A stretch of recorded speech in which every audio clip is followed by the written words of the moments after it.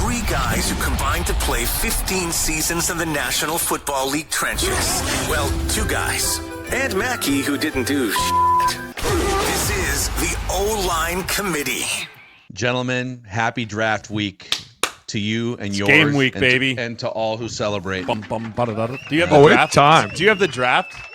The pick is in. Dude, okay, there it is. Whoa, goosebumps, baby. Did you guys see on, I think it was like right before Jeremiah's F1 coverage started on ESPN this weekend. Oh, God. They had a Sports Center featured 10-minute segment about the origin of the chimes.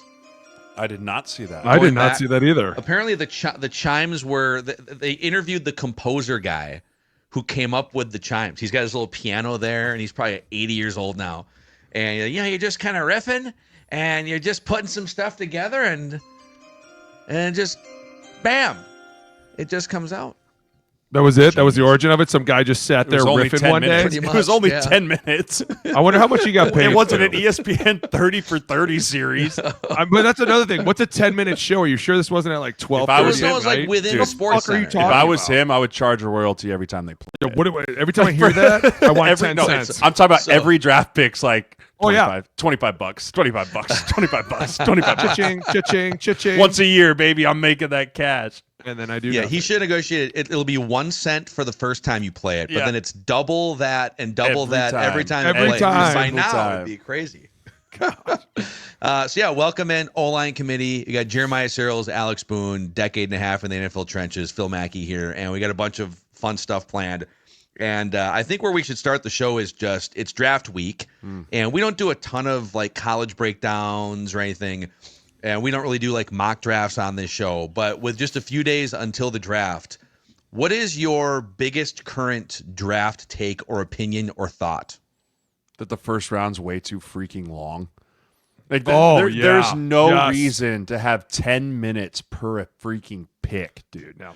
Like, fuck that. especially the first, 15? especially the first 5 picks should be 3 minutes. Right? Like, hey, we all know who we've been working on for the last 4 months, right? Like, we're all aware what we're going to do. Because I guarantee you those 5 teams have their picks in within the first 30 seconds of being on the clock, and then ESPN just drags it out for wait until the clock hits 8 seconds and then flash the pick is in thing.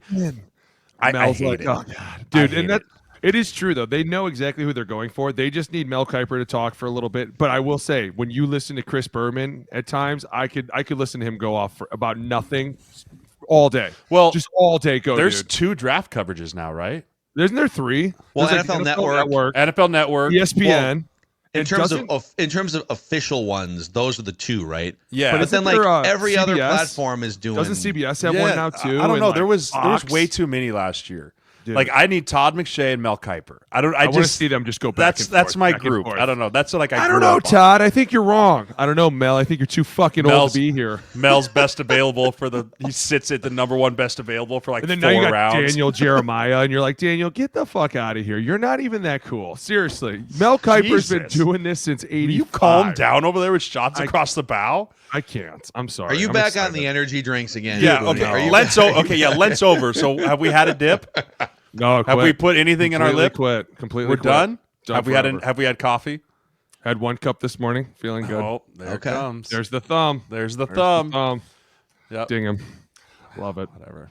What about what else do you give up? I love how it's draft week, and I tee up a question for you guys. What are like your biggest draft thoughts?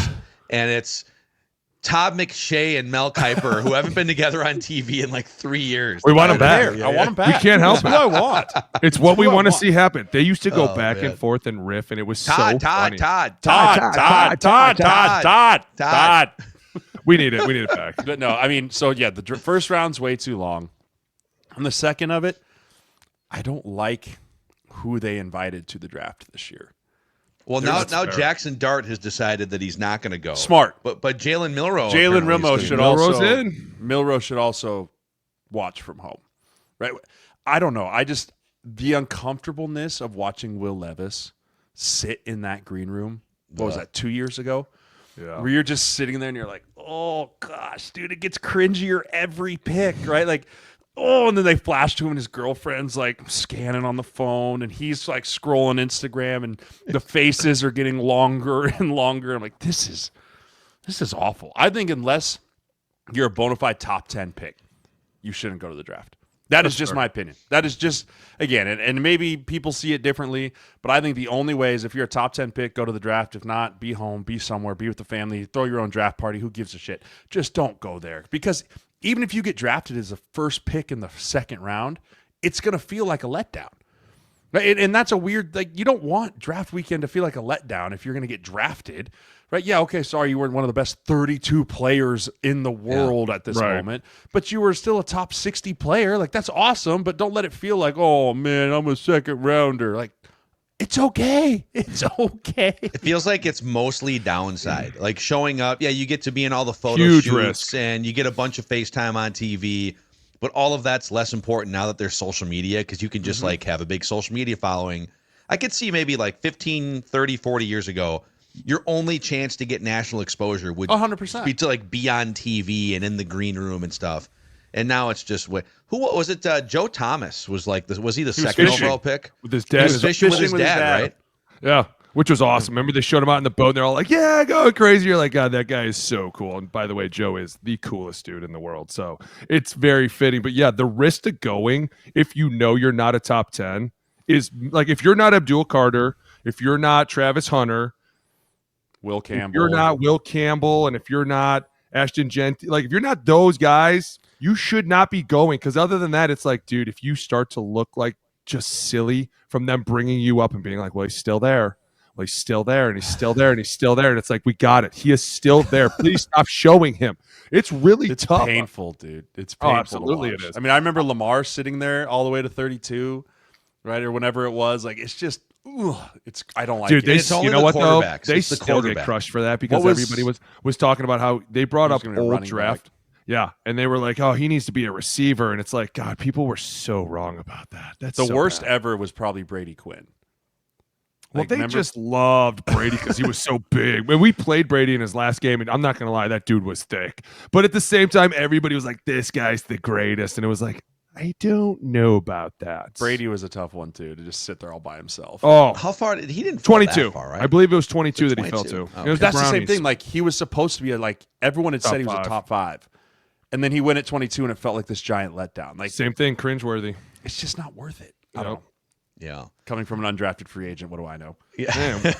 you just said that. Thought you were Right. going to be a second round pick. You From were a guy that wildly got disappointed. $9,000 to sign. Woo! Yeah, I really have a strong Did you- opinion on Well, who let the me top ask you this. 32 teams should take. Did you think you were going to get drafted or no? Did you know you I were thought going there to was be a UDFA? chance. I thought, yeah, Boone knew he was toast. I was right there. I was borderline, right? I was borderline draftable. It was funny though. So we had one of my friends. He passed away last year, but he actually got married on draft day, and he was an O-lineman, a senior O-lineman. And so 4 of us were all hopefuls to get drafted that year, and all of us were supposed to be day 3 late picks. So, like, during the wedding, the priest was like, listen, if one of these guys' phones ring, they're going to take the call. Like, it's not a big deal. We get all the way through the ceremony. None of us get called. All of a sudden, I'm standing next to my really good friend, Brent Qualley. He played 8 years in the league. And my phone rings and his phone rings. So we both split to opposite ends of the church, right? And we're like, oh, sweet. And for me, it was Devlin from the Jets. And he was like, hey, man, we have a 6th-round pick coming up. We love your tape. We love what you do. We're going to take you here in the 6th round. I was like, hell yeah, let's go. Right? So I run back over, and Qualley comes running back over. And he was like, who was it? I was like, dude, it's the Jets. They said they're going to take me with their next pick. He goes, oh, that was the Jets who just called me and said they were going to take me with their next pick. Ended up not Shut drafting up. me either. Swear to God, this is a true story. Right? And so we're both looking at each other like, oh, that's congrats. I don't know. Like, you don't know what to say to each other. They end up taking a corner, right? And then they didn't draft either one of us. Jokes on both you. But that's how draft day works. Like, Yeah, that it's is crazy. because a lot of it, like, I didn't know it at the time, but I know it now. It's recruiting. It's free agency recruiting, right? Because then they circled back to me at the end of the draft, and they're like, man, I pounded the table for you. Ball just didn't roll your way. We really want you here. Like, and like, Qualley ended up going there as a free agent. I ended up going to San Diego. But yeah, it was that's just how the draft works. The liars lie and the lies lie. That's chaos, man. Who's like on the? How does the war room? Do you have any idea like how many people are on phones and who's How does that get organized from so a here's GM down to everyone else? So here's how it structures a little bit, right? So top 3 rounds, GM, head coach, head area scout, vice president, like they're all into it. As it starts to trickle down, and you start getting to 6th and 7th, like a lot of times the 6th and 7th are, hey, let's draft this guy so we don't have to get in a bidding war in free agency, right? Or, hey, where's just a position where we think a guy's floor is practice squad. Like when you get to 6, 7, so much of it is not like, oh, this guy's going to make a difference and we're going to go win the Super Bowl with this guy. It's more along the lines of, hey, who do we like as a prospect that's going to come in and at least be on our practice squad, maybe be activated a few weeks. All right, let's see. Do you think we can get him in free agency? Oh, that price is a little high with his guarantees. And that's all run by the area scouts, like the pro personnel directors. They're all divvied up positions. They're like, hey, this scout, you're going to be the head offensive line PA. Hey, this scout, you're going to be the safeties. You're going to be corners. It's all through the scouts. And the scouts stack their guys of draftable tier 1 free agents, tier 2 free agents, rookie minicamp. And their job is to just, when it comes time, sign the kid, right? Get on the phone, sign the kid. Here's your budget, right? Every position room has a budget of how much they're allowed to sign guys, like because you have a certain number, the rookie reservation pool, of how much money you're allowed to give undrafted free agents, right? Hey, here's your budget for your room. So that is limited. Okay, so you can't if you wanted to give $5 million to a UDFA, you can't. I don't know the. I don't know. Hold on. Pause. Hold up. Booney, you got it somewhere. Booney, go through your thoughts here. I'm gonna see if I can find this. I mean, you're going nuts on this, and I'm enjoying the shit out of it. Wait. We're not going to talk about my draft story. Not a chance. We are because you were a first round talent. No, we're not because it was none. What was the feedback? All right, so you're a first round talent, but like they didn't trust you behaviorally. Let's say, what were they telling you in the weeks leading up to the draft? That you're an idiot. You are definitely not going to get undraftable. drafted. Yes. Oh, dude, remember I had got arrested. I was not walking down Sky Road like, oh, we love this guy. They were like, how do you fuck up so bad in 3 weeks? And I was like, let me show you. Watch me. It was not good at all. And when I signed, I told you, when I signed with the Niners, Singletary was like, mess up one time and I'm going to slit your throat. And I was like, I won't. And so everything changed. But it was, Jay's right, man. When it comes to that draft, there's a lot of crazy shit that happens behind the scenes that nobody knows about. And so many people become important. Like small area scouts have your life in the palm of their hand. And they're like, I could make this kid, I could break this kid based on a few things. And that's why I tell the guys in my gym a lot of times, you don't know who's important. You should be good to everybody, right? We should be good dudes at all times because you don't know what low-level entry scout is going to soon become an assistant GM and then a GM of a goddamn team. And you were rude to this dude because he drove you from the airport in and you acted like an idiot to him. Like, that's one thing that I constantly tell guys. Be nice to everybody. So I have the number here. So for hit it. Give me a number. So for 2023, right? So 2 years ago. It's called the undrafted rookie reservation, right? Right. So you can have a certain amount of dollars that you can hand out as a signing bonus for your undrafted free agents, right? Okay. That number in 2023 was $172,337 per club. Right? Wait, so per person? Per club? Per club. Right? So that's not a lot. It's not even $200,000. Right? And it goes up every for year. just the signing bonus, though. That's your total chunk that you are allowed to give your undrafted free agents. But like I know the Vikings brought in like last year Gabriel Murphy was like a $300,000 UDFA. That's different. That's called a paragraph 5 guarantee. Right. So this is why we have an agent. So I'm talking about the URR, undrafted rookie reservation. Just signing bonuses. It's strictly about the signing bonus. Right. Right. So that's the signing bonus. That is the cash that you have to divvy up right now. Right. What's also happening is called the paragraph 5 guarantee. The paragraph 5 is the paragraph in the contract that is your base salary. Right, paragraph 5, like the first thing you ever sign. If someone signs a deal, like, well, hey, what'd you get on your P5? What's your P5? Like, that's your salary. That's what that means. That's your salary paragraph. You can guarantee as much P5 salary as you want. Right, like you can guarantee within the cap parameters. Then, right? You can. Yes. Within the rookie scale. So like a rookie can make up to $700,000. You can guarantee all $700,000 if you want, but that's a big risk. Because if something goes wrong or you cut this kid, well, hold on. That's where Tell offset him, language comes in. Tell him, Jay. Right, that's where offset language comes in. So There's so much, right? So say the Vikings sign a guy. Hey, we're going to give you $25,000 to sign. Right, so boom, that comes out of the reservation pool. Right, and then we're going to guarantee you $235,000. Right, you're saying that at minimum, if that guy never plays a snap in the NFL next year, you owe him $235,000. They put offset language in that, which means, say he goes through training camp, he gets cut after training camp. Right, but he gets picked up on the Jets practice squad. All that money that he's guaranteed will start to shrink every single week until he reaches the guarantee. Or at the end of the year, say he only made $220,000. Right, that would then mean the Vikings would have to pay him his $15,000 more. Okay, right? But the other team gets him for free on their practice squad. No, they're paying them. They pay him, but it just offsets with the different team is paying him the money. Amount, right? The so Jets the now pay him the money, Got and whatever at the end, if it doesn't get to 235, the Vikings have to pay the remainder. So they're because the Vikings guaranteed you 235, correct? But somebody else paid you that money up until 235. So it's fucking crazy how wild this is, dude. And you have to pay attention, and that's why that's what I've been doing. It's what I've been doing. It's what I've been doing for the last 2 weeks. So I've been fun. breaking down rosters, seeing like, hey, so I will, by the time the draft comes, I will have all 32 offensive line rooms broken down of like, hey, who's the starters, who's the projected swings, who's safe with money, right? Guaranteed money, huge dead cap money. They make too much money, they won't cut them. Who might be a cap casualty here? Like, hey, who's the guy that's been on practice squad for 3 years that has to make it this year, right? Because you want to put your guy, if he's an undrafted guy, in the best position to make the active roster. Correct. How many 25 class guys do you have right now? So we have eight. We have 8 guys going into the draft: 5 O-linemen, a tight end, a linebacker, and a safety. Right. So I think that I have a really good chance of having 2 O-linemen drafted, possibly our safety getting drafted, and then around 5 to 6 priority free agents. Logan Brown from Kansas is one of your Logan Brown's our headliner. Yeah, I think he's a guy that has a chance to go late day 2 or right at the top of day 3. Mason Richmond, Jared Hufford, and Josh Preeb are all right there of a chance to get drafted late, that 7th round. In that piece, and then Stephen Lasoya is going to be a high-tier free agent. Keandre Jackson's our safety out of Illinois State. He had some 30 visits, all-star game, small school guy.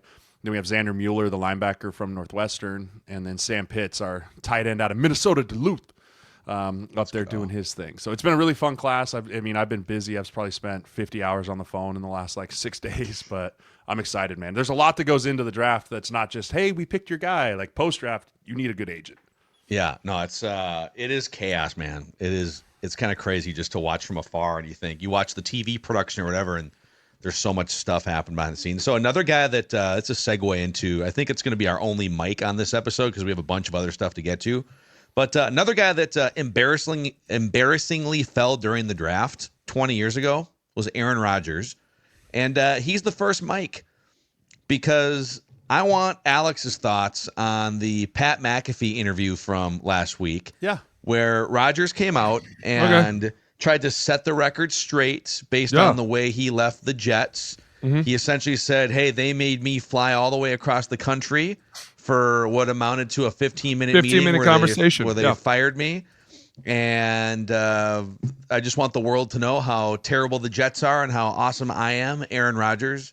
So Aaron Rodgers, the first mic, your thoughts on the public airing of the Jets? Look at you already trying to spin this as he is a terrible person. I watched. I got more where that came. No. I watched the interview. Nothing about it made it seem like he was like, I cannot wait to air this out. He was just on the show, and they were like, hey, we want you to clear the air because there's a ton going on about you.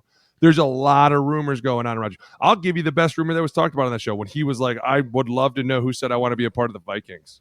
Instantly, I'm like, man, everybody was saying you wanted to come here and you had these demands. And he was like, I never said that. Who are you? I'm just telling you. Who are you? You've done nothing but shit all over Aaron Rodgers. No, I agree. And now he does a 10-minute interview on McAfee, and you're pinning a 12. You're pinning a 12 pin to your chest. I never painted a 12 on him. I never painted a 12 on him. I never said he was a good dude. I Show just us said your Aaron Rodgers tattoo. He cleared the air and kind of made everybody else look stupid. And I'm wondering why everyone feels like that's bad. But do we believe him?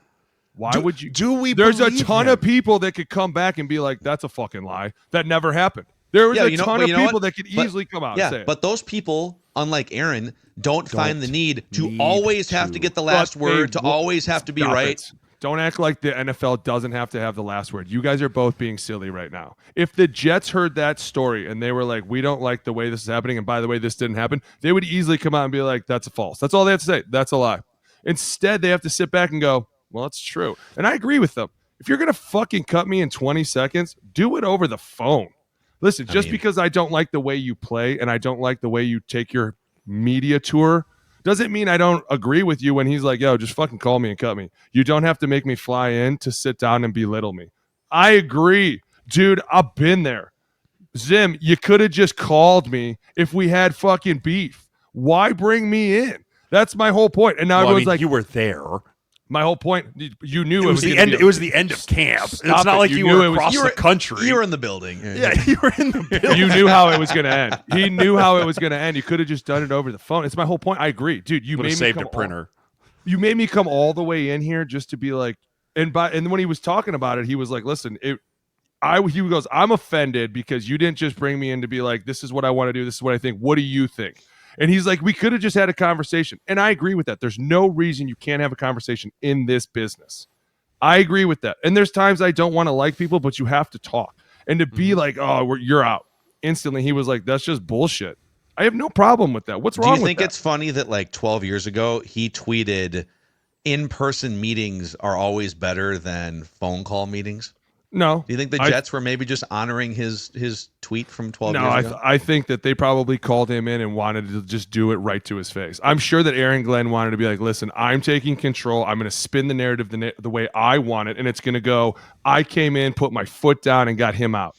That's great. I agree with Aaron. You could have just done it over the phone. No reason to bring him in. That's where I don't understand. People are like, oh, can you believe it? It's like, I think it would have been, I think from watching it from the Jets' perspective, they would have gotten crushed if all they did was phone call a Hall of Fame quarterback and just say, you're out. Then they handled it poorly.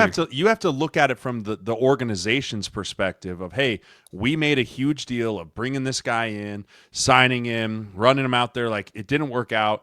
We owe this guy the chance to talk to his face and tell him what we're doing. But they didn't. That was his point. They called me in, and within 20 seconds, they said, do you want to play? We're releasing you. How do you want it done? That's my point. You could have just done that over the phone. Hey, Aaron, guess what? We're releasing you. What do you want us to say? Dude, I don't think ESPNs of the world would have been like, can you believe the Jets didn't even bring him into the world? Aaron himself would have been like, can you believe they did this over the phone? But they did, and it just was 20 seconds. Then why not have a conversation with them? Why not sit there and just, even if you don't care, be like, hey, we owe you this right. I can't get on board with you on this one. Okay, I think the Jets handled it the way that they had to, because as you know, this league's about looking out for number one. They had a new staff. They had a new everything. They wanted to start it with, hey, we do things professionally. We do things in person. We're not just going to give a phone call to a Hall of Fame quarterback and tell him we're cutting him. Then they still handled it poorly to bring him in and just be like, hey, we're cutting you. Goodbye. They had already made the decision. The decision was already made. So then at least he's right. have the balls to do it to his face. Just humor me then. And what if they would have flown? What if they would have flown out to California instead? Would that have been more acceptable? Get on a plane. The team would never. That would not. Yeah, that's kind of like bowing. That's kind of like to the bowing player. down. Yeah, that's kind of bowing down. Like, oh, we'll come to you. Bend Same the thing. knee. No shot. I don't think that's. I don't think I see it. My biggest issue, and we could debate like the semantics of in person on the phone. If you zoom out for a second, why is Aaron Rodgers always the victim of some injustice? He's always aggrieved. He's always there's always some like I don't agree with that. Misrepresenting in the media. But like the other thing he said was he was asked about the Viking stuff, right? And he's like, oh, there's just everyone's getting this wrong. I've known Kevin O'Connell for 20 years. 18 years. We go back. Years. Right. 18 years. We go back, and people think that I'm like wanting to push my way into Minnesota. A bunch of credible people have reported the same thing, which is that he wanted to play for the Vikings. So either a bunch of credible people are lying, or Aaron is unable to just Aaron has a really hard time being viewed as someone who's needy or isn't in control of the situation. His ego won't let him be. And that's what's happening right now. Then these sources, I guarantee you, will not let them be called liars. The sources will eventually come out and go, that's actually not true. There's no, because we all kind of know who the sources are, but they're going to come back and go, that's actually not true. And this is who told me that you wanted to come and play here. Blase. But the fact that no one's come out makes me think it's my favorite thing to do, by the way. What? The blase thing. It's like it's my favorite thing that you do. Like we'll be on the phone talking about something like, just blase. Like it's his perfect transition. I love it's one of my favorite things that you do. One of my old friends used to say blase all the time. And I'd be like, God, he just cuts right into that, doesn't he? And I stole it from him. It's one of my favorite transitions that you have. I'm gonna stand firm on this. I don't That's understand what he did wrong. People asked him a question. He told his side. If he's lying, I think that would probably be the end of it. Like, we'll definitely be like, okay, this is weird. At the same time, I don't think he's lying. I mean, do we always trust? I don't think he's lying, trusting, but I don't think he's painting the full picture. Like I don't think he's lying. Like I do think that someone come out then, but I don't believe that he's painting the entire picture. He is allowing us to see what we want to see, which is what he's always done. That's kind of his MO. He's always said, like, here's how I view it, right? From the lens of Aaron Rodgers, this is how I view it, which, as you know, as I know, how we view something isn't always how the rest of the world full picture. And with him, it seems to be like a manipulative lens more often than it needs to be. He's earned the right to do that. He has a very healthy ego, and it borders on. And I will agree with Boone. He has earned the right to tell the world what his lens is, because guess what? Right. I agree. No one would care what the lens of the 7th round pick who got cut for the 4th time cares. Dude, right? Sam Howell's like, I'm the third guy on this depth chart right now. I got cut by a text message. Could you believe they text me and said, bring your playbook, coach wants to see you? I'd be like, right. Yeah, I can believe that. Right? Like, yeah. It's all about perception. It's all about perception is reality in this league.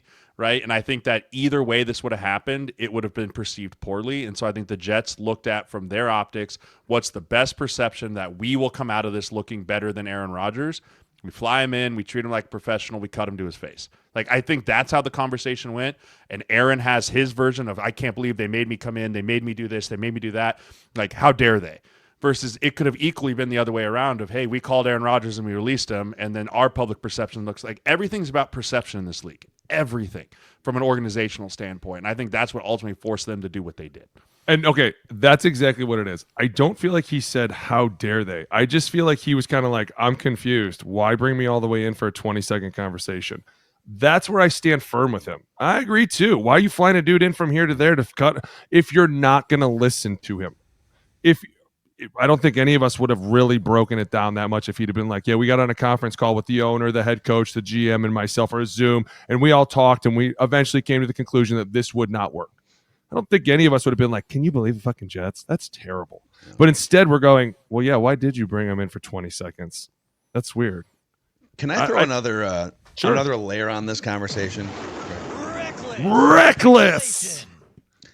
Are you guys, I know you guys are busy, you have A jobs, you have kids, you're at sporting events. Are you guys at all familiar with what we've been doing with the Purple Daily Anonymous tip line throughout the offseason? I've seen the clips on Instagram. One of them got like super aggregated across the Asante Samuel Jr. stuff. I saw that one. What happened? Talk to me. The guy that was at a club in Miami. And I saw that one. We've gotten like 3 or 4 other follow-ups that we've had to couch on the show that lead to it seems very likely Asante Samuel Jr. after it's like April 28th is the comp pick formula deadline, where anyone that you sign before then affects your comp pick formula, whatever.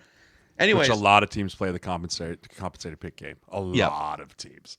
So I say this for the O-line committee audience that's not familiar. The Purple Daily Anonymous tip line has probably overtaken Adam Schefter and Ian Rappaport as the most credible NFL insider, Jay Glazer, in the league. And a few weeks ago, we got a note from someone who's plugged into Brock Purdy's from Iowa, right? Mm-hmm. Iowa State. Yeah. So we actually get a lot of like the Dakotas and Iowa. You get a lot of listeners who send stuff in. And he said something about, he had some very specifics about kind of where the Niners are at and where Brock Purdy is at and what might be happening. And I'm just going to read you guys this because I think it loosely applies to Aaron Rodgers. Again, this is the Purple Daily Anonymous tip line. We are not responsible if this is incorrect information. This is for entertainment purposes. Speculation. Only. Yep. Okay. Reckless speculation. From Anonymous. I emailed you guys 7 weeks ago about the 49ers and Brock Purdy situation. And now San Francisco reporters are reporting information exactly the same as my anonymous report from a few weeks ago. Someone's been talking to the San Francisco media about the contract negotiations, that San Francisco, from what Anonymous is hearing, is still in the high 40, 45, $48 million range. And Brock Purdy's camp needs a 5 on the beginning of that contract, with Tua's 53.1 AAV as the hang-up, where, hey, yep. I'm not taking less than Tua. So they're sort of close technically on average annual value from what I'm hearing, says Anonymous. But Brock's camp is unhappy with some of the contract language on the guarantees. As I told you weeks ago, Purdy loves the idea of living in Tennessee. Everyone thinks Aaron Rodgers is holding the quarterback market up.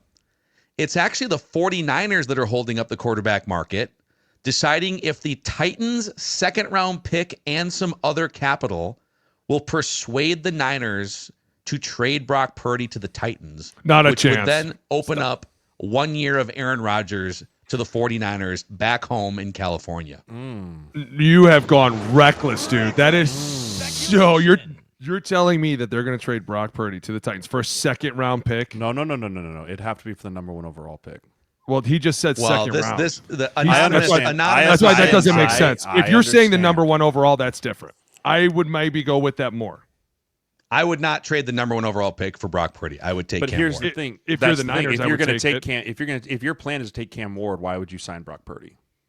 Well, maybe your plan changes if you can get Brock Purdy. You have to pay him for a second-round pick, and then you can either take Abdul Carter or trade back 3 or 4 spots, because now there's a Cam Ward bidding war, and you can take a player at 4 or 5. I can actually see this working. Like from my perspective, from it would looking, make sense. Okay, let's talk about it. Hold on, let's talk about it. Let's talk about it. So the Titans are not a first-year head coach. They're not a first-year anything, right? They're going into year 2 of Callahan. Callahan comes from the Bengal tree, which means they want to throw this thing all over the yard. Like, that's what they want to do. Why would I risk my job as a second-year guy on a draft pick when we drafted Malik Willis? That didn't, or we drafted Yeah. Well, they drafted, I don't know if the same regime. They drafted long time Malik ago. Willis. They drafted Will Levis. They've had a carousel at quarterback. Are we willing to bank my job as a head coach, as a GM, on another possible high draft pick at quarterback? Or would we rather just go get a guy we know can do it and be willing to trade out of that first overall pick, give up our second, which is really another first, right? Like, if you think about the number 1 pick in the second round, like, that's really technically like another number 1 draft. You could also just, yes. 100%. Like, like pick number 33, you're going to get a first round talent still. Like, you are, right? I can 100% see this being real. I can 100% see this. And I can't say that I would disagree with it from a Titans perspective of longevity and long-term career, as long as the number's not outrageous. Right? The number cannot be outrageous. On the Rodgers front, one of the questions is, okay, you've had a couple great meetings with the Steelers. There's an offer on the table. The Vikings have told you no, at least until training camp or further notice. And he is saying, unless he's lying, on McAfee, I'm not waiting out the Vikings. That's all BS, 10. Right? Well, what else would he be waiting on? Could it be the 49ers trying to figure out how to move forward with this Brock Purdy situation? From the Niners' perspective, if you sign Aaron to a 1-year 10, you can then still find a way to keep Fred Warner, keep Christian McCaffrey, keep Trent Williams, keep Nick Bosa. Like, you can try and keep your nucleus together. Yeah, like you can keep your nucleus together, because we all know what happens if that has a 5 in front of it. If you're you're all gone. You're all gone. Guys are gonna have to go. Right, there's too much guys talent. Have already gone. There's too much talent on that roster, and that's probably the holdup. Is 48 to them is maxed. They're like, dude, we cannot put a 5 in front of this. If we put 48 on this, like, that's 48 to 53. That's two really good players. Yeah, it could be Bosa and Fred. That $2 million in there, that $5 million, like, that's the difference between keeping a Fred Warner or keeping a Nick Bosa, that type of thing. Because guess what, Nick Bosa is going to want 40 soon. Yeah. It's coming down the pipe, right? Like the market has been set by Myles Garrett. That's coming down the pipe. Fred Warner's coming down the pipe. Like there's so many guys. That is the reason for me why it would make sense for the Niners is it allows you to keep your core group together, rent Aaron Rodgers for a year, and then recess. Because as we all said, we think the window's closed. This might leave it cracked of their Super Bowl window cracked to go in and be able to make something happen. If it's me, and here's my tell question. me I'd rather have Rodgers for 1 year 10 and have freedom beyond 2025 than Purdy on some insane contract. $50 million deal. Yeah. And Yeah, I hate agree. to say it, but I agree with that. And I think we all do, just because the quarterback market's become so ridiculous. And here's another thing, and I didn't even think about this, and Jay brings up a great point. If I'm Callahan, I don't know that I'm strapping my wagon to a rookie quarterback. When I could get a Brock Purdy and all of a sudden I have the ability to pay him in the $50 million range and I can go, now we can make this more of what we want to do. That makes a lot of sense. I just don't know if I agree with that first pick in the second round. I think if I'm the Niners, I'm looking at this like I need the first pick in the first round. If I'm not going to go to the Yorks and tell them we're getting rid of a guy that we were just going to pay close to $50 million. Well, how would that work then? So Niners would say, okay, we want the number one overall They have pick. 41 but million then, in cap space in 25. But then they'd have to kick in. It would have to be a swap, right? Like there's no way the Titans would trade the number Maybe one that's overall what it pick is. for Brock Purdy. But And when we move, okay, cool. We'll swap the 11 and the 1 or whatever, and then figure out. Maybe that's what it is. We'll swap the 11 and the 1 and we'll take 33. That's what it would have to be. We'll swap the 11 and the 1 and we'll take 33. Like that's the only way that would be worth it. Oh man, I'll tell you what, it does make sense though, because Brian Callahan's going to sit there and go, dude, am I going to do Cam Ward? Am I really going to put this much investment into this? And it doesn't work our way because he's just not ready and everyone's clamoring for my head. Like this is, it's sad to say, in a division that's wide, in a division that's wide kind of open, wide open, dude. Right? Like the Texans are kind After of in the a mini. season The they Texans had? are in a bit of a mini rebuild. With what they're going, Jacksonville's in a rebuild. Like Tampa is what it is, but Tampa's not in that division. No, Colts. Colts, excuse me. Right, the Colts are trying to figure out: is it Anthony Richardson? Is it? I mean, let's say this: if Brock And they Purdy just got went purged. to the Titans, he's the number 2 quarterback in that division. I'm still putting C.J. Stroud above him, talent-wise, and then it's going to be a competition between Trevor Lawrence and Brock Purdy for the number 2 spot in that division. I don't know that he's not number one. I'm going to be honest with you. Oh, you put him over Stroud? Dude. It's getting close. It's getting real close. I can see That's a that. difference maker, man. That is swap 11 and 1. Hey, Swap if- 11 and 1. Give me 33. Throw in Colt McKivitz. Right? Throw in a tackle. Didn't he already play for us? Didn't Maybe. we got him? I think we got Or if there's someone that's coming up on a big contract year that you're not super thrilled about, right? That you know you're probably not going to be able to pay anyways, throw him on the end of the deal and make it happen. if this comes true, I need to know who this anonymous is. I need to know deeply. That's not how sources work. Bud. I know, but I want to know because I hey, know that's who it some is. juicy shit. Who is? It's not like you wouldn't like. It's a listener of the show. I love it. By the way, I love it How too. does it feel to live the reckless speculation lifestyle right there? Dude, Isn't that's that right. invigorating? I live in this comfortable lane all my life. Stop it. Enthralling. You act like this doesn't happen all day. I have one more quick mic I want to throw out if we're done Yeah, with this hit me. reckless Hit me. speculation. Yeah. Okay. I watched a podcast with Fitz and Andrew Whitworth last week where Whit is talking about how there needs to be an offensive lineman of the year and, like a Joe Moore award in college, the top offensive line in the NFL. Mm-hmm. I think that's got a lot of legs. You know, I had a conversation with one of my good buddies, Ike Bucker. He was saying, like, it should only be a Joe Moore award, right? Like, we're not individuals. It should only be the top offensive line unit in the NFL, which I do also agree with, but I also think about a guy like Joe Thomas, who was the GOAT, right? The greatest left tackle of his time. He would have never been honored with this award because Cleveland was never a good offensive line, which is why I think there needs to be the top O lineman of the year and the Joe Moore award for the best offensive line in the NFL per year, just like the NFL awards, and have all of it out there. It is as equal as the offensive MVP. Like, there needs to be something like that because Whit makes a great point. Look at the Super Bowl. Look at the championship weekend.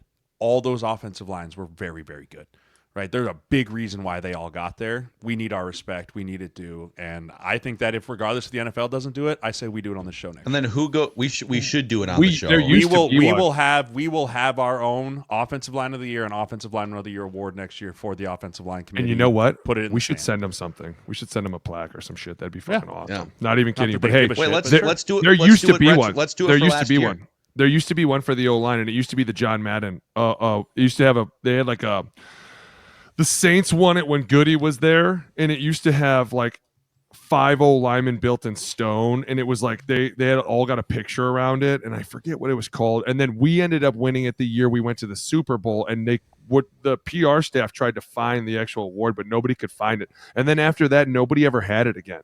I agree with you 100%. They need to have an O-lineman of the year and an O-line of the year. I think that'd be so fun.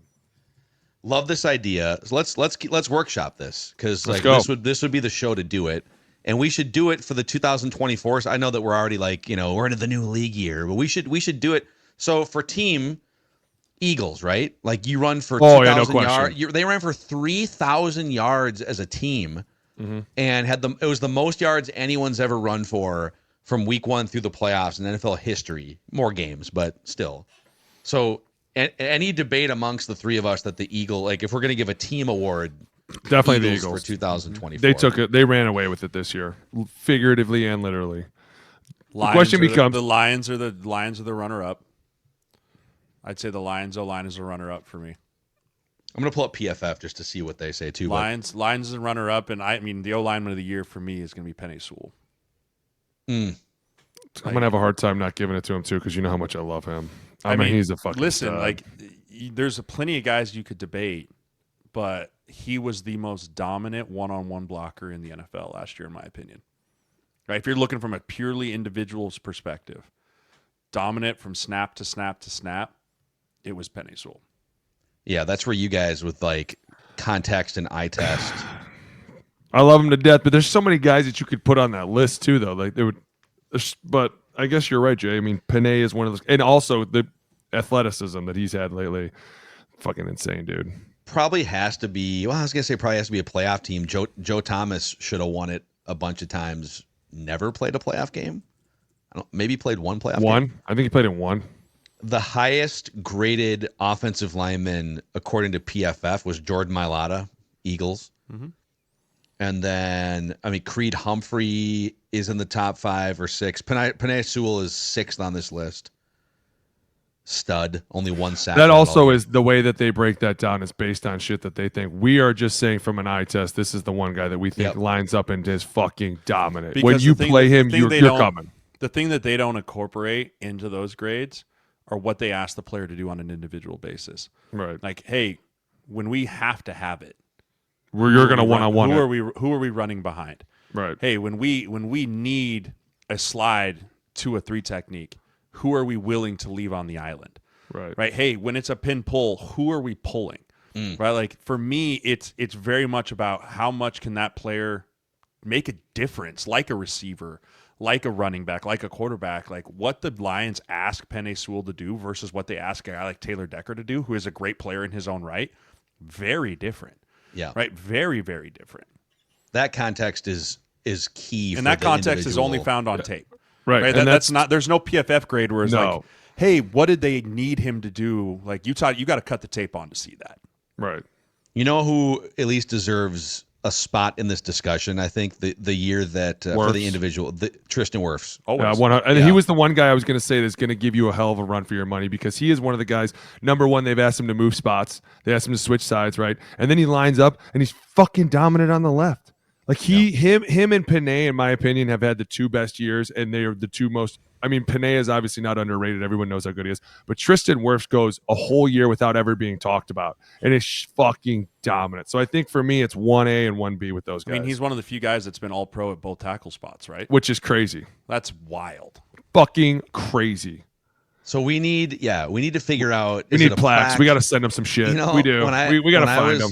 Like 15 years ago, I was part of the initial staff at ESPN Twin Cities, 1500 ESPN Radio.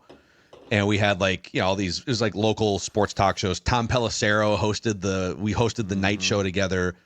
And we had a show in the afternoon where they would name a sports person of the day, Patrick Royce and Joe Suchere, and they would name a sports person of the day, kind of a tongue-in-cheek segment.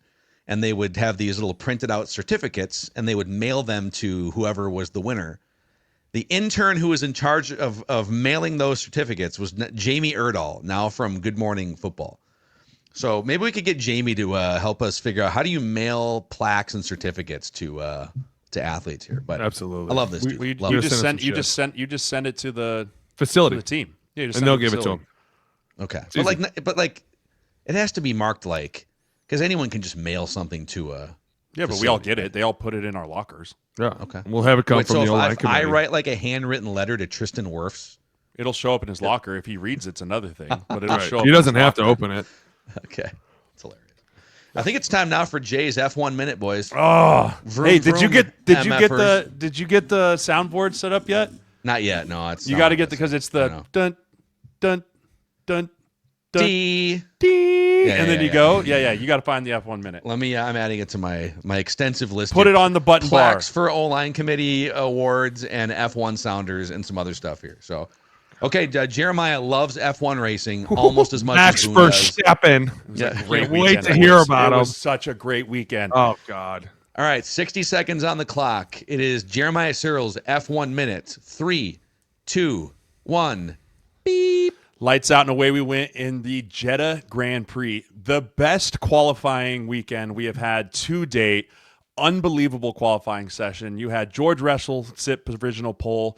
Then you had Oscar Piastri set provisional pole. And then at the last second, our boy, fan of the show, Max Verstappen comes in and steals pole position. All three of those guys set new lap records when it came to the qualifying position. Unbelievable qualifying session. Lead it into the Grand Prix. Max and Oscar go off track on the first corner. Max gets a 5-second penalty, which he had to serve in the pit lane. Cheating. He ends up only being able to take second, losing by 2.5 seconds. So that penalty actually brought him down. Oscar Piastri takes second. George Russell then comes in and takes third. Lando Norris tried to make a George push there at the end, but it was a fantastic F1 weekend. May 4th, the Miami Grand Prix. F1's coming to the States, boys and girls, down around the Hard Rock Stadium. May 4th, F1 Grand Prix, Miami. Wow, dude. Oh, he hits the post. Wait, so if you go off track, what does that mean? Like if you go in the grass or something? Start of the race, they're side by side. Into the first corner, Max went off track, and they said that since technically Oscar was slightly in front of him, he went off track to gain position, right? He came out in first place as he cut the corner, so they gave him a 5-second time penalty for that. Cheating, man. It's dirty. And it wasn't, Max, I misspoke. It wasn't Russell who took third. It was Charles Leclerc from Ferrari who took third. Yeah, we figured. Yeah. Ding him for a lying fine. God damn it. You know what? Get Get into your F1 bullshit and see what happens. All I know is I really want to play in Miami so that I have a reason to go down and watch the F1 race and as a business write-off. Just calling Can we the go? Dolphins Can the about O-line all committee 8 of his go? guys. I want to see this live. We It have must three be options, amazing. dude. We have three options. We can go Miami, Austin, or Vegas. Vegas. Vegas. So the Mackeys have been good for. It's becoming like annual Thanksgiving in Vegas thing for us, Which is right after it. and that's usually. like the week after the F1 deal. So, I mean, No, it's on a bucket list thing for me to go to an F1 race. And honestly, if I want to do it, I want to go overseas and do it. let's go to Monaco.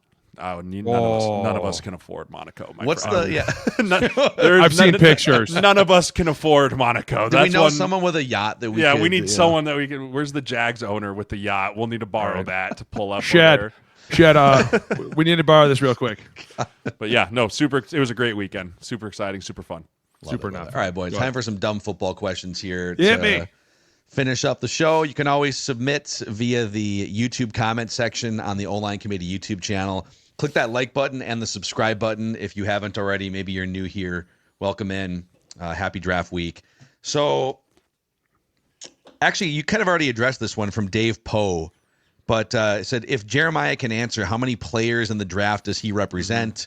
Regardless of the answer, how do you have time to do a podcast during draft week? And most importantly, how crazy is Saturday night post-draft for an agent? Saturday night's fine. Everything's done. Hayes in the barn, as the coaches would say. By Saturday night is decompress. I will have a stiff drink. We will go out to dinner, hopefully celebrate going 8 for 8, which means all clients have a home and are in the NFL, and we did a successful pre-draft. But Friday and Saturday are the crazy busy days, right? Crazy busy days for us, talking with teams. Hey, what are you hearing? Where are you going? And then Saturday really is when it just completely comes to a head with the undrafted free agency stuff. Like that stuff's wild. Like we'll have whiteboards up in our war room, right, where you have all the guys, and so when the phone rings, you get an offer, you write it on the board, you go through, okay, here's our offers, what are we thinking? Because you don't have a lot of time, right? Because like I explained earlier, these scouts' job is to sign the player. So if a guy calls me and says, I have X amount of dollars for your offensive lineman, are you in? I have probably 2.5 minutes to accept or reject that deal before that guy has to hang up and get to the next person on his phone. So you have to stay on the phone with him for No, those. I'll say, hey, I'll call you right back, right? But I have 2.5 minutes to say yay or nay, right? Maybe 5 minutes if it's a high tier guy, right? And you have to judge that based off. And then you have to say, okay, what are the other offers that we have? Do we like this offer? Do we like this position, right? Because if I say no, I will never get a call back from that guy again because they have moved on to the next guy on their stack, right? And it's their job to make sure at the end of the day they stack their room with the right guy. It's not, hey, we only got all the tier 2 guys we had. We didn't get anyone because now that scout's on the hot seat. So you have to know, like, before the draft is over, for this guy, these are 5. I already know these are 5 warm leads for UDFA offers, right? You're not feeling that out. No. After the 7th. You have to be ready to press the go button immediately. Right? Eject. The phone calls, they come quickly and fast, and it's a lot of moving pieces, and you have to make sure that you know when to fold, when to hold, when to bluff, when to pump, when to pull out, right? It's a lot of going on in that realm because it happens fast, and then sometimes you're just happy to get a call. Like we had a guy last year, we had one team interested, and we ended up getting the bid against themselves, which is a really hard thing to do, right? But it worked, and we got a guy signed. Like it's super fun. It's my favorite weekend of the year as an agent. Here's a dumb question off of this. How do teams know which phone numbers to call and how many people are representing each agency and each player, like, because you're not the only one at your agency. So how does the flow of information and phone numbers work? Well, that's what a lot of has been happening over the last 10 days, right? Is I've talked to, between me and my partners, we'll talk to 5 to 10 people from each team, right? We'll talk to our connects, the Midwest scout, wherever our guy's from, that area scout, talk to some high level guys, right? Maybe hit a couple GMs, hit a couple pro personnel directors that are doing cross checks. And a lot of it is just like, hey, I am the main POC, point of contact, for the 5-0 lineman. Zach's the main POC for these guys. If you can't get a hold of me, then you call Chris. Or if you can't get a hold of this guy, then you call me, right? We kind of have a pecking order of how that goes. And that's just really to make sure that everyone is streamlined in communication.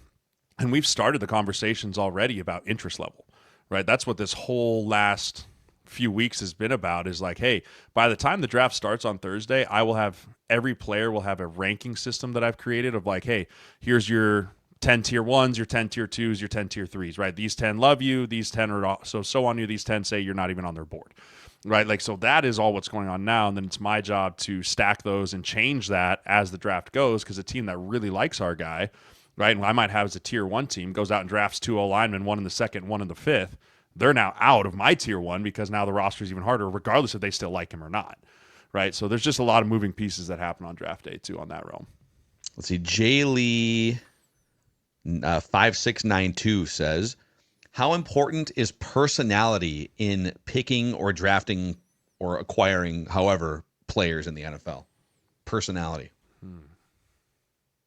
I don't know that really goes into factors. Oh, it does. For quarterbacks, it probably does for sure. I think for a lot of teams, it's culture based.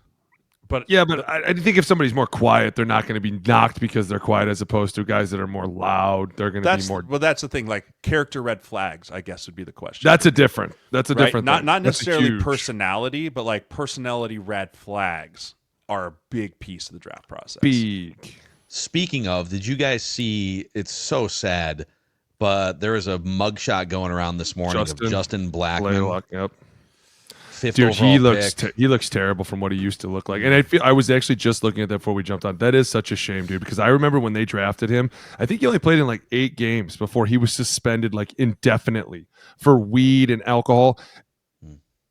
I think that goes a little under noticed at times, that these guys deal with so much. And I think at times the teams need to be more of a support system for these guys. And that's what always kind of drove me a little bit nuts was like the team's kind of there and they do a little bit. And at times they're like, we're doing as much as we can, but they really don't because you kind of have a lot of control. And if you just got in there and got a little more rough with some of these dudes, they wouldn't be ending up having all these mugshots and looking like shit and dealing with all these problems. But that is a fucking shame because that kid was talented as all shit. And he was like gosh. 5th overall pick, right, for the Jags? Yeah. And like 13. I remember when he got drafted, I was like, dude, this kid's a fucking stud.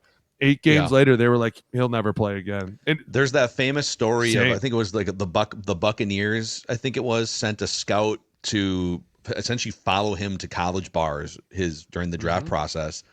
And they were like, yeah, I mean, we can't. He has to be taken off our draft board because we see what he's doing in these bars. And it wasn't just weed. It was the fact that he was getting DUIs and drinking a ton. Like, dude, Josh Gordon got the most screwed out of any person in the NFL. Talented as all shit, just couldn't stop smoking weed.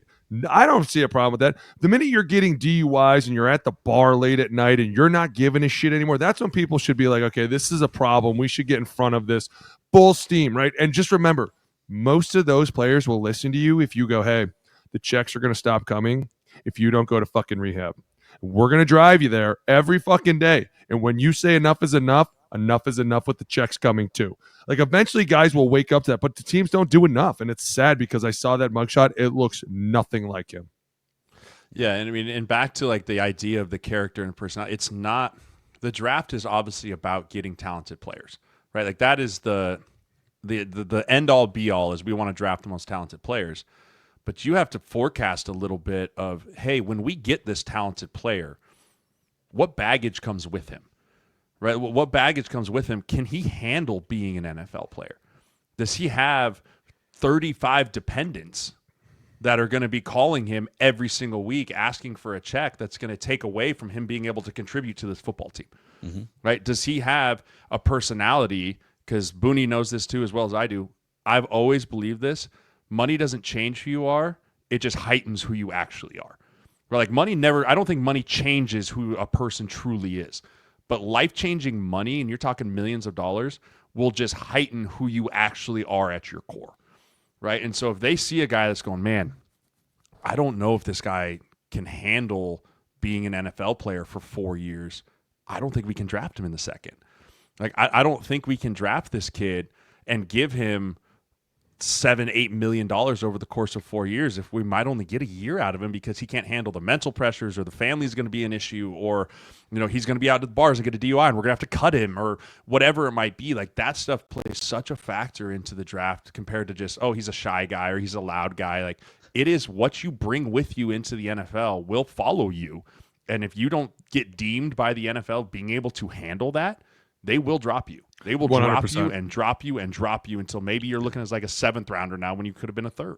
You forget billion-dollar business, dude. Billion-dollar business. They are going to look in. They've been doing this for 100 years. They're going to watch their ass. They're going to know everything. But, dude, when I went to the draft or the combine, they knew shit that nobody had ever known. Like back alley stuff, me and one other person, I was like, nobody will ever find out about this. They were like, tell us about this night. How about this night? And you was like, dude, I got a call. Talking to you. Who you been talking to? I was down at the Senior Bowl, and I got a call from the NFL. There 3 years ago with John Michael. I was at the Senior Bowl. I got a call down at the Senior Bowl, random number, picked up like, hey, this is John with NFL Securities. You got a second? I was like, yeah, boy. What's up? He goes, we got to talk about John Michael back in 2020. I was like, okay. He goes, he's got an unpaid parking ticket that we really need to get off his record here before he gets to the combine. I go from 2020. They're like, yeah, it's outstanding. Like, let's get this taken care of. Talk to John Michael. He's like, I don't remember getting a parking ticket. I was like, you got one, dude. Well, it turns out his buddy borrowed his scooter at Minnesota, parked it illegally, got a parking ticket, never told him about it, but it's on John Michael's record. They know everything. That's wild. I had my old offensive coordinator from high school called me when I was going to the draft. He was like, hey, dude, the Jags just called me to talk about you. Good luck. I was like, I haven't talked to this guy in 6 years. 6 years. I haven't talked to this guy one time. Crazy. They know all. And they know everybody. Family. And they don't just know all. If they get a lead and they get a thread, they're going to pull. And they're going to pull until they get to the bottom of it. And they'll be like, hey, this guy, he's got a long-lost dad that he's never not talked to. But I promise you, like from history, if he gets money, dad's going to show back up into the picture. right? Or, hey, he's got 6 brothers and sisters, and he's the oldest. He's going to be, and those guys have no money. He's going to be dependent on taking care of brothers and sisters. Is that worth him in the first, or do we probably want to take him in the third now? Those are all serious conversations. No one showed up to his birthday party, and that's why Kevin Costner didn't draft Bo Callahan in draft day. No one likes him. He's a turd in the building, right? His coaches, they give us the runaround, but they don't endorse him. Right? That stuff matters so much in the draft. Now, once you get in the league, all that stuff can be put to bed, right? And you can show you can handle it, you can show all that, but the entry point will change on how you get into the league. You mentioned that money doesn't necessarily change you; it just sort of heightens who you are at your core. Mm-hmm. If you guys like you guys made a good living in the NFL, but like if you had like $500 million, like $1 billion in like generational FU money, what kind of rich people would you be? Would you guys be fun rich people? Would you be charitable rich people? What kind of hyper rich people would you be? Rich person that you would never see from again, ever again. I mean, I'd like to think that it wouldn't change who I am. Like, I'd like to think that I would still tithe the same way that I tithe now. Like, I would think that I would still give to the same charities that I give now, but it would just be more. Like, and that's what I'd like to think. That's who I am as a core. And I think a lot of that comes down to my identity is not a football player. I find my identity in faith and family and friends. Like, a lot of it is just, what do you find your identity in? If your identity is I'm a rich person, then you're going to be an asshole. Right? That's just a fact. Like, if your identity is true. I have FU money, like, you don't worry about what other people think about you. You don't worry about your perception, like, because you're like, I'm above everyone else. I'd like to think it wouldn't change me a ton, but I can't guarantee if I had $1 billion that I'd be running a podcast on Mondays at noon. But I'd like to think I would be. Knock it off. I'd like to think I would be. It's a fun, that's the thing is, like, no matter what, we're just addicted to the grind. We're addicted to having fun on a podcast. I'm addicted to coaching kids in the gym and the violence on Tuesdays and the fucking around on Thursdays and the craziness on Fridays. Like, no amount of money would ever keep me away from doing what we're doing, just because it's like, dude, look how much fun we're having, right? Like, I tell the guys a lot in the gym, like, you forget the NFL is going to feed you 3 great meals a day, and they're going to put you up, and they're going to pay you a lot of money. What the fuck else do you need in life? Seriously, you're going to go to work all day and hang out with guys like me, put big dips in, laugh about shit, get cussed out, but they're going to pay you a lot of money to do it. They're going to feed you great food, and you're going to travel the world. They're going to take you to Europe, and they're going to show you around. Nothing will ever change. It's the grind that makes it fun. It's being with the guys. No amount of money would ever change who that is. It's like the question would always be, what would you do with $1 billion? And some guys like, you never see me again. You're like, that's so full of shit. Like, yeah, I'm going to see you. You need like human interaction. But right? there are some guys that I would full-heartedly, they'd be like, you're never going to see me again. You're like, yep. I would thoroughly. There's definitely a few guys where you're like, yeah, your phone doesn't exist. You're living in the woods somewhere. Like, if I come on your property, you're going to shoot me. Like, I totally believe that with you. One of them we both know, and Sam Bradford. Never, like, even when you text him, there's nothing back. And he told us, listen, when this is over, boys, the train stops. And we were all like, no, Sammy, stop come it. on. Shut the fuck up. You're going to come hang out. He's like, no. Does he go to like OU games at all? I have never heard from him. I have never heard from him since he left. I don't know. I literally don't think he does anything besides hang out on his ranch in Oklahoma somewhere. And hang with his family. Dude, he's the greatest dude in the world, but Jake that's Long, why I love him. Yeah. Jake Long, same thing. Turn the phone off. Turn the phone off. Change the number. If I don't need you, if I don't need you, you definitely don't need me. But that's right? And that's the way a lot of these guys view it. Yeah, it's thoroughly like the chapter of football is closed in my life. Done. I don't need anything from it. I am like starting anew. Right? I am starting over and I am moving on in my life. So many guys do that. Yeah. So many guys. Dude, I'm Googling like Sam Bradford 2023, 2024. Nothing. The only thing that pops up is in 2023, Sam Bradford was a special guest speaker at the OKC Metro High School Sports Awards. Yeah. It's very chill, dude. Probably had like a nephew or something there. Mm-hmm. Right? Like it was probably a family-oriented event. Yeah. Right, the next time we're going to see Sam is he's going to shoot like a world-class whitetail on his property, and he's going to show up on like the Outdoor Channel holding like a 250-inch mule deer or something crazy like that. I would love to see him. I would. I miss him a lot. He was a great dude. But That's why I said, like, we would have these conversations. Some guys like, you're never going to see me again. I'd be like, shut up, dude. I'll see you tomorrow. Like, you'd be back here tomorrow if they didn't pay you, whatever. It's fucking what we do. Some guys were like, you'll never see me. And you were like, that's okay. We need people like you in this world. Yeah. Riley Reef's a similar guy. Like, Same, dude. He had a trailer in Nevada in the no, it was South Carolina, dude. No, I thought it was in South Dakota. South Dakota. That's what it was. South Dakota. Yeah. He lived and then there in was like a massive dude, he was playing barn. on like, I don't even remember. It was like $30 million a year or something like that. And he's like, yeah, I live in like 2 double wides in South Dakota. And his he's like, one's my weight room. He goes, one's yeah. my weight room and one's my house. My weight room's bigger. He's like, send me he's like, pictures and videos. He's like, I just push the plate, I lift, and then I just go fish all day. It's like, That's it. Dude. Love that for you, and that's what he's going to do for the rest of his life. He's going to build a house out there. He's going to live there. Like, that's what he wants to do. More power to him. God, that's amazing. I remember, I think Kirk Cousins did an interview with Kyle Brandt. He used to have like a 10 questions, kind of a fun NFL media podcast. And I'm pretty sure he asked about, they talked about like hiring Nickelback or Creed. What's Kirk's favorite band? Creed. I think it's Creed with Scott Stapp. And I remember hold me down. But they talked about it's like cost like $200,000 to hire Creed for like a birthday party, and Kirk was like, it's too steep. That's the kind of rich guy I would be. Is I would just hire hilarious bands to play like private. Hey, you guys want to come over? I got Mariah Carey too. Bono's coming over. Carrie Underwood singing at my birthday party, and she's gonna sing just the Sunday Night Football song on repeat for 2 hours. for 2 hours. You would be that. Hey, I'm not gonna lie. That'd be a great rich person. I'll say this. I'd come over. Guys, we know people that are like that too, and those people were awesome to hang out with. They were like, great. Like, hey, come over. I'm ordering like $1,000 worth of food. I got the fights on in the backyard, like open bar. Just come on over. I will say, I have a neighbor like that. My mentor, he is the greatest dude in the world. He knows how to throw one of the greatest nights. Like, he'll just come over and be like, hey, come on over, get some food. Next thing you know, it's midnight and you're having a blast, and all of a sudden McDonald's shows up. You're like, what the fuck? How did he know I'm fucking hungry?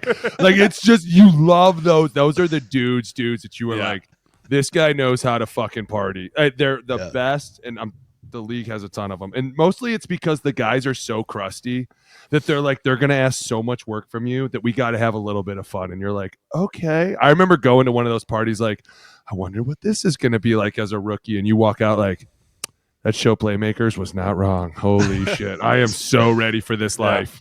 Ballers is slightly real. In people always ask me when I got an agent, they're like, "Oh, is it like Ballers?" It's like, no, not for me. But there is definitely people. There is Ballers that part. is the reality. Adrian Peterson's 30th birthday party had Camels. at least 2 camels. Yeah. All you There's need to some know. wild times, dude. We've been through some shit. There's things that are deep in the vault that will never be let out. Sorry. So those are your dumb football questions here. Keep sending them in. We've had some, and we have a bunch stockpiled too. So keep bringing them in for the off season. We've had some great ones come in here. And again, click that like button and the subscribe button on the O-Line Committee YouTube channel. So, all right, dudes, good sesh here today. Good F1 minute. Good stories. Happy draft week. And be on the lookout for a Jordan Mason film breakdown, the Vikings' new running back, later on this week on the O-Line Committee YouTube channel.